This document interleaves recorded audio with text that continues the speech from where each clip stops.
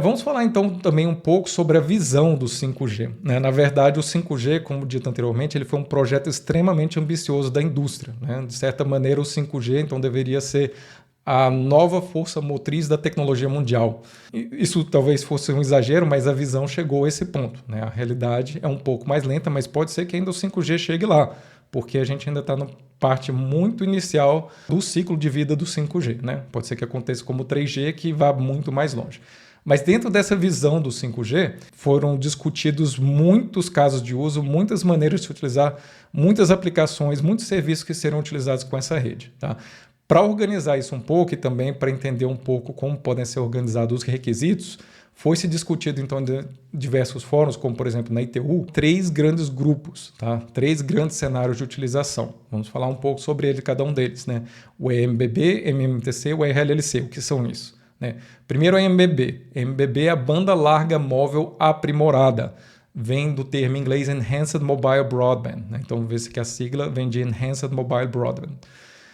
Basicamente, isso é uma continuidade daqueles serviços que já eram utilizados em 3G e 4G de internet móvel, né? Por smartphones, laptops, tablets, né? Todos esses aparelhos. Né? Isso é uma continuação, então melhorando a capacidade, melhorando ainda mais as taxas de dado máxima, né? Mas uma continuação do tipo de serviço que é utilizado, por exemplo, em smartphones. Então, mas não queria se parar só por aí. Né? O 5G foi pensado, então, também para que você pudesse atender outros grupos, como, por exemplo, comunicações entre máquinas, comunicações que não dependem da existência de um usuário e da interação de um usuário. Né? No smartphone você está utilizando determinado app, no caso de aplicações MMTC, simplesmente você tem máquinas, dispositivos comunicando de maneira autônoma, sem que tenha um usuário intervindo naquilo o tempo todo. É claro que isso lida a gerar alguma aplicação que vai ter algum retorno econômico para as pessoas. Né?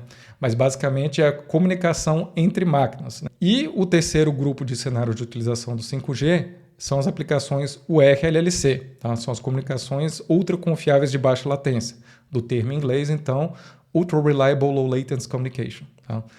Isso basicamente são comunicações que não podem falhar, tá? Elas não podem falhar. Se falharem, basicamente elas não têm utilidade, né? E isso é bastante difícil de ser feito. Aonde que a gente está dentro dessa visão do 5G? Bom, ainda até hoje, definitivamente, o cenário de utilização principal do 5G é o MBB. Né? O RLLC e o MMTC não evoluíram na velocidade que era esperado, mas pode ser que isso ainda ocorra dentro do ciclo de vida de 5G. Tá? Mais recentemente, viu-se também que essa classificação em 3 cenários de utilização ela não cobria tudo aquilo que era necessário. Né? Existem dispositivos que não estão nem aqui nem ali. Então foi feito o que é chamado NR Lite, tá? Ou RedCap, capacidade reduzida, que ele está mais ou menos no meio do caminho entre a banda larga móvel aprimorada e o eMMTC. Né? Muita gente desenha o RedCap ali no meio desse triângulo, mas é errado. O RedCap não tem muito a ver com o RLLC, ele basicamente é no meio do caminho do MBB e MMTC.